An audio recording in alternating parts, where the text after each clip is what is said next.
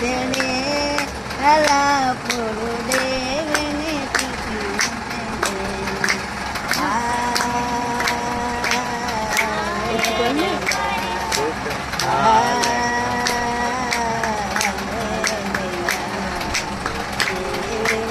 స్తుతించుడి. ఎల్లప్పుడు దేవుని స్తుతించుడి